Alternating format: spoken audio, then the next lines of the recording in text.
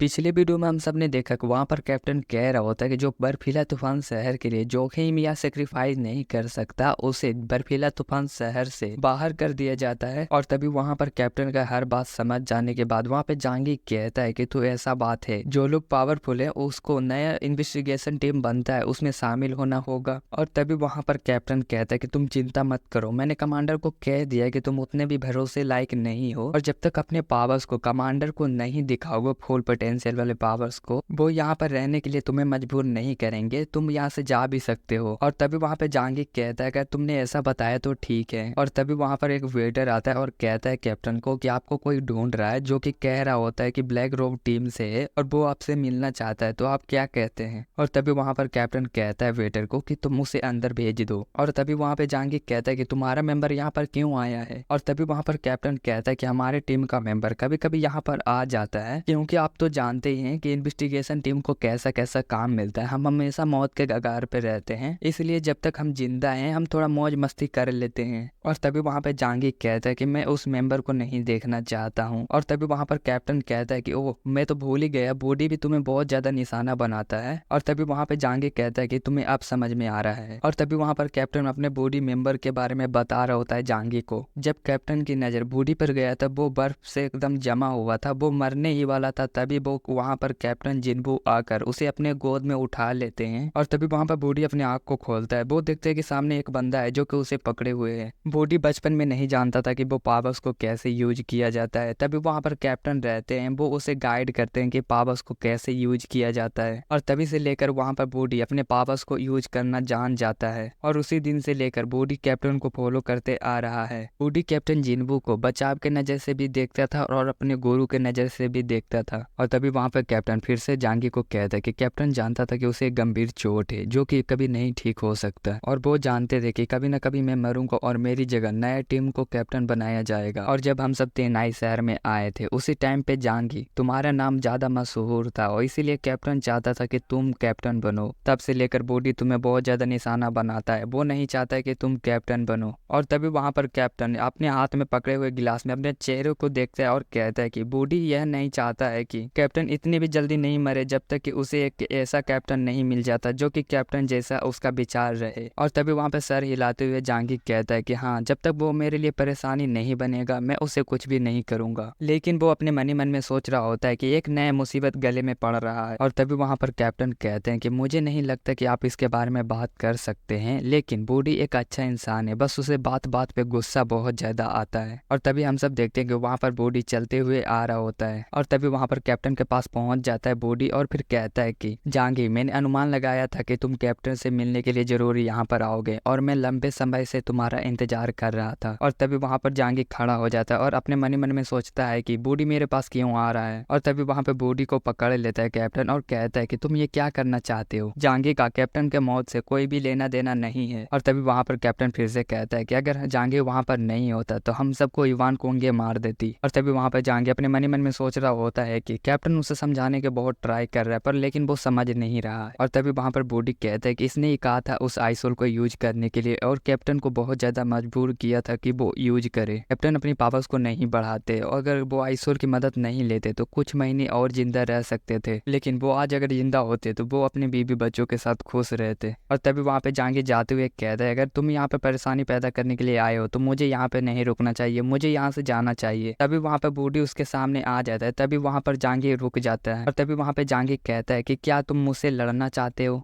और तभी वहाँ पे बॉडी कहता है कि मैं जानता हूँ कैप्टन जिन्बू खुद चाहते थे उस आइसोल का यूज करने के लिए, लेकिन उस बात से लेकर मुझे बहुत ज्यादा परेशानी होता है, तो क्यों ना आप मुझसे लड़कर मुझे मना लो। और तभी वहाँ पे जांगी अपने मन ही मन में सोच रहा होता है कि ये सच में पागल है, ये मेरे पावर्स के बारे में जानता है फिर भी मुझसे लड़ने के लिए जा रहा है, अगर इसे कुछ होता है तो मुझे दोष मत देना। और तभी वहाँ पे जांगी कहता है कि ठीक है मैं तुमसे लड़ूंगा। और अब चैप्टर स्टार्ट होता है 490। और तभी वहाँ पर बॉडी कहता है कि ठीक है तो आप कैसा लड़ाई करना चाहते हैं मुझे मुझे बताइए। और तभी वहाँ पे जहांगीर कहता है कि मुझे हथियार चलाना बहुत अच्छा लगता है और यांग क्षेत्र इस रूप में बहुत आगे निकल चुका है, इसलिए मुझे भी बेहतर होना होगा। और तभी वहाँ पे बूढ़ी कहता है कि यहाँ पे बहुत सारे हथियार है, तो आप जो हथियार यूज करना चाहते हैं उसे उठा लीजिए। और तभी वहाँ पर कैप्टन अपने मन ही मन में सोच रहा होता है कि ये बूढ़ी कुछ भी कह देता है, इसे नहीं पता कि सारे हथियार को गुप्त रखा जाता है और उन्हें लीक होने से बचाया जाता है और उन्हें बताने की किसी की भी हिम्मत नहीं होती है। और तभी वहाँ पर कैप्टन उन दोनों को रोकते हुए कहता है कि तुम दोनों इतना गुस्सा क्यों हो रहे हो एक दूसरे पर, तुम दोनों बात करके भी इसे ठीक कर सकते हो, अगर तुम दोनों लड़ना चाहते हो तो ठीक है। और तभी वहाँ पर कैप्टन कहता है जहांगीर को कि तुम अपना ठंडा हथियार चुन सकते हो, लेकिन गर्म हथियार के बारे में भूल जाओ। और तभी वहाँ पर जहांगीर कहता है कि ठंडा हथियार, और तभी वो फिर अपने मन ही मन में सोच रहा होता है कि ये ठंडा हथियार मेरे किसी काम का नहीं है। और तभी वहाँ पर कैप्टन कहता है कि चिंता मत करो, हमारे ब्रेक ग्लोब टीम के पास बहुत ज्यादा हथियार है, मैं तुम्हें बता देता हूँ कि वो किस चीज से बने हैं। जो हमारे हथियार हैं एडमेटिडियम धातु से बने हैं, जिसके बारे में तुम न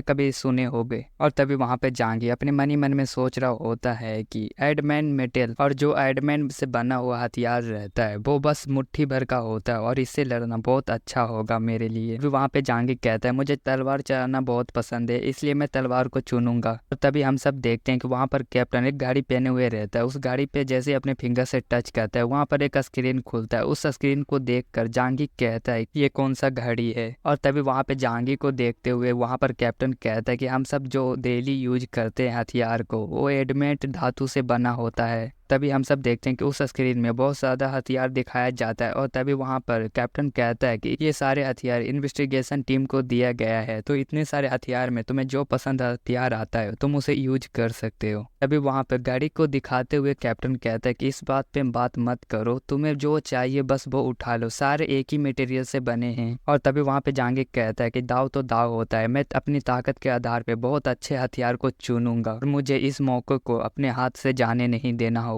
और तभी हम सब देखते हैं कि जहांगीर आगे बढ़ने लगते हैं हथियार को चुनने के लिए, कि उसे भी समझ में नहीं आ रहा होता है, वहाँ पे दो दो तलवार तीन तीन तलवार रहता है, उसे भी समझ में नहीं आता है कि वो कौन सा तलवार को यूज करे। और तभी वहाँ पर एक एक करके सारे हथियार को देखने के बाद वहाँ पे जहांगीर कहता है अपने मन ही मन में कि ये सारे हथियार को अच्छे तरीके से अगर रखा गया है तो ये सारे हथियार बहुत अच्छे होंगे। और तभी वहाँ पे जहांगीर इतने सारे तलवार को देखते हुए कहता है कि मैं इनमें से कौन सा चुनूं, मुझे कुछ समझ में नहीं आ रहा है। तभी वहाँ पे बहुत ज्यादा टाइम हो गया होता है और तभी वहाँ पे कैप्टन अपने गाड़ी को बंद कर देता है और कहता है कि इस बार यह एक चर्चा है, मुझे उम्मीद है कि आप दोनों आगे नहीं बढ़ेंगे और जरूरत पड़ने पे मैं आप दोनों को रोकूंगा। और तभी वहाँ पे बूढ़ी कहता है चिंता मत करो बॉस, मुझे पता है कि क्या हो रहा है, बस मुझे जो हारेगा उसे हार स्वीकार करना है और उसके जीवन पे कोई भी इफेक्ट नहीं पड़ना चाहिए। और तभी वहाँ पे जहांगीर कहता है तो बताओ हम सब कहाँ लड़ने के लिए जा रहे हैं। और तभी हम सब देखते हैं कि वहाँ पे एक दूसरे को वो दोनों आंख दिखा रहे होते हैं। और तभी वहाँ पर कैप्टन अपने मन ही मन में सोच रहा होता है कि यह लड़ाई ऐसा है जिसे जीता नहीं जा सकता है, मुझे उम्मीद है कि यह लड़ाई बहुत कम टाइम में खत्म हो जाए और शांतिपूर्वक खत्म हो जाए। और तभी वहाँ पर कैप्टन कहता है कि बर्फीला तूफान शहर में एक मसाल आर्ट क्षेत्र है, उस जगह को बस लड़ाई के लिए यूज किया जाता है, तो तुम सब वहीं पर जाकर लड़ सकते हो। और तभी वहाँ पर जहांगीर कहता है कि चलो ठीक है, तो हम सब चलेंगे वहीं, अब वहीं पे पता लगेगा कि कौन सबसे ज्यादा पावरफुल है। वो दोनों जाने के लिए तैयार हो जाते हैं और ये चैप्टर हो गया खत्म, तो लाइक एंड सब्सक्राइब कर दो।